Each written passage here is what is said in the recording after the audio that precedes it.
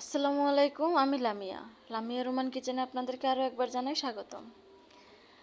খুব সহজে আমি যেভাবে চিংড়ি মাছ ভুনা বা দু পেঁয়াজু করে থাকি সেটাই আপনাদের সাথে আজকে শেয়ার করব।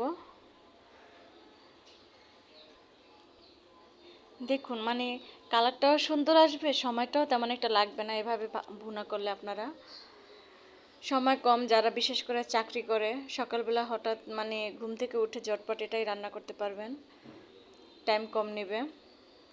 তো চলুন শুরু করা যাক দেরি না করে। আমি এখানে একটা কড়াই নিয়ে নিলাম। কড়াইতে একটু তেল গরম হলে পেঁয়াজ কুচি দিয়ে দেব।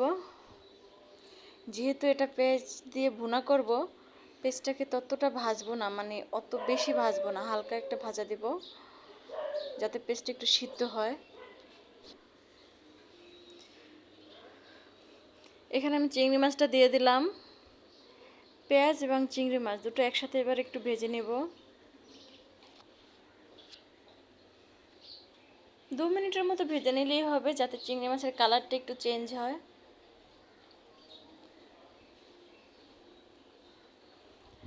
আপনারা যারা সকাল সকাল রান্না করেন, খুব তাড়াতাড়ি সময় কম থাকে, তাদের জন্য এই রান্নাটা খুবই সহজ। আমি এখানে আগে থেকে একটু পেঁয়াজ বাটা, একটু রসুন বাটা নিয়ে রেখেছি, এটাকে দিয়ে দিলাম। এবার হলুদ গুঁড়ো, মরিচ গুঁড়ো দিয়ে দেব। আপনারা যে পরিমাণ ঝাল খান ওই পরিমাণ মরিচটা দিবেন।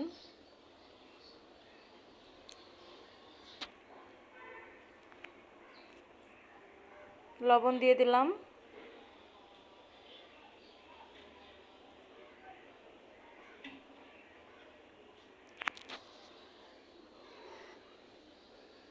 এবার সবগুলোকে একসাথে কষিয়ে নেব।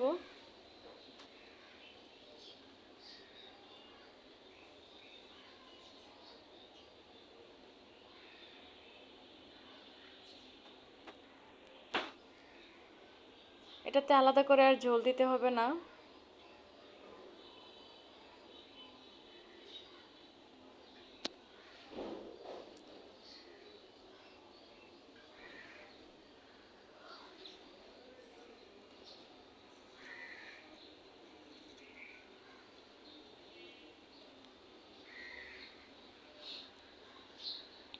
যেহেতু চিংড়ি মাছটা হালকা সিদ্ধ খাওয়া যায়, তো এটার পেঁয়াজে পানিটা শুকাতে শুকাতে চিংড়ি মাছটা পুরো সিদ্ধ হয়ে যায়, তো কাঁচা থাকবে ওরকম কোনো টেনশন নাই।